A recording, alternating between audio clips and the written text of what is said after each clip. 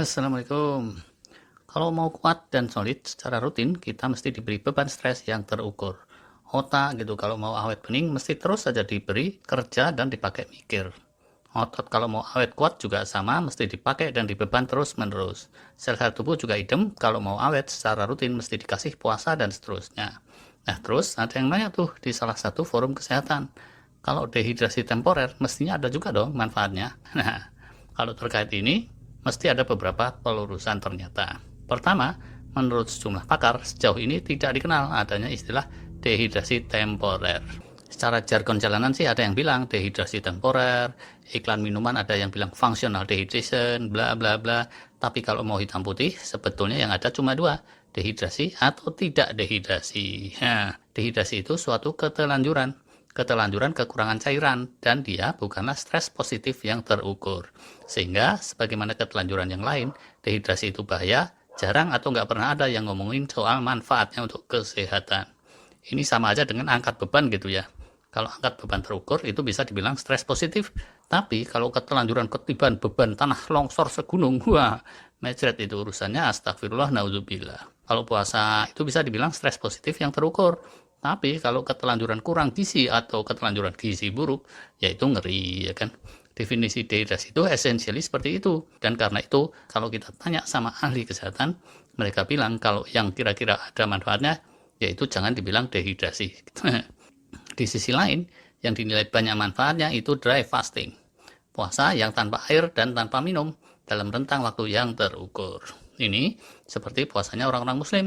Insya Allah kalau diikuti syariahnya, ini merupakan cara puasa yang aman, yang mana menurut pakem yang baku, muslim itu tidak boleh menganiaya diri sendiri.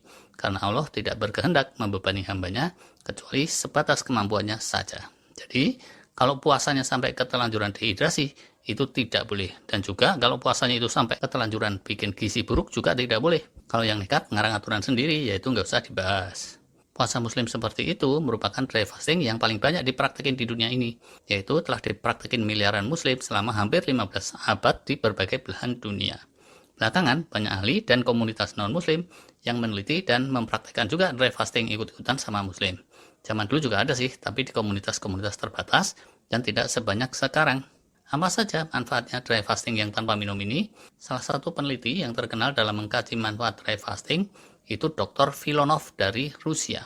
Di YouTube sini yang lebih populer dari Dr. Filonov, sering saya tonton videonya ada Dr. Mindy Pels, dan dia simpulkan kalau dilakukan terukur, dry fasting itu sangat aman dan bisa lebih efektif dibandingkan water fasting yang durasinya lebih panjang.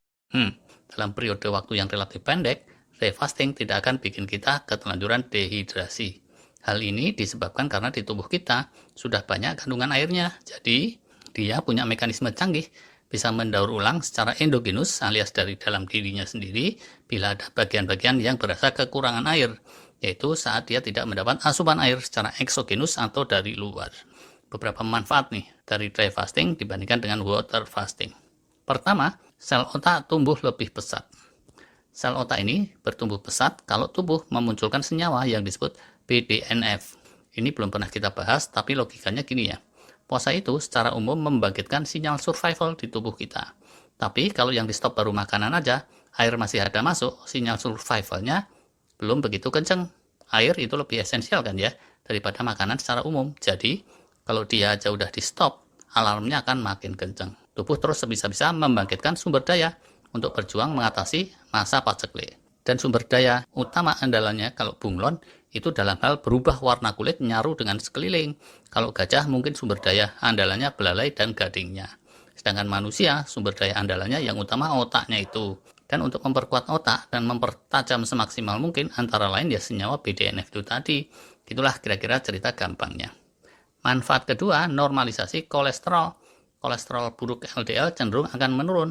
Kemudian kolesterol baik HDL cenderung menaik. Dan secara total kolesterol dan trigliserida akan cenderung turun, demikian kalau menurut Dr. Mindy Pels. Kenapa begitu? Ini kemungkinannya terkait survival juga. Untuk survive, selain perlu otak, manusia perlu otot-otot juga. Normalisasi kolesterol ini cenderung akan bikin otot-otot kita lebih agile, lebih tangguh. Dan sekali lagi, sinyal survival dry fasting lebih kenceng dari water fasting. Ketiganya terkait juga dengan yang tadi, Berikutnya itu mencegah osteoporosis atau pengeroposan tulang. Untuk survival, selain perlu otot, kita juga perlu tulang. Sehingga tubuh terus punya mekanisme memperkuat tulang manakala dia menerima alarm survival yang lebih kencang bersamaan dengan dry fasting. Berikutnya yang keempat, mereduksi sel-sel jahat yang liar. Jadi ya, mikroorganisme dan sel-sel jahat di tubuh kita, kayak yang bakalnya nanti jadi kanker apa segala itu, biasanya itu lebih liar, lebih lincah, dan lebih aktif dibandingkan sama sel-sel baik dan sel-sel normal. Nah, berhubung mereka lebih lincah, mereka ini cenderung butuh jauh lebih banyak air dibandingkan sama yang lain. Nah, kalau sampai airnya dibikin pas-pasan oleh dry fasting, banyaklah dari mereka ini akan tewas dan terpunahkan.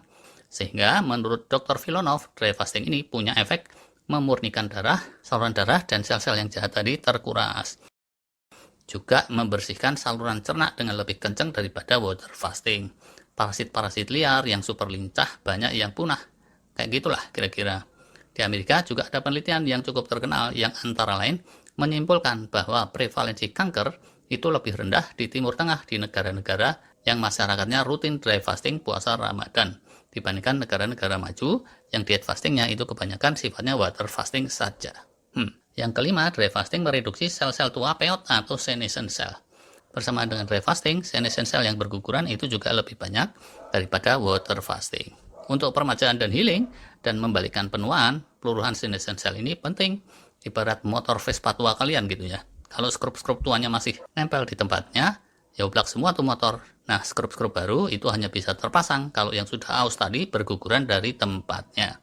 Di tubuh kita juga sama, sel-sel baru yang bugar mantap itu baru bisa bermunculan, mengisi tempat dan terpasang setelah senescent cell-nya berguguran.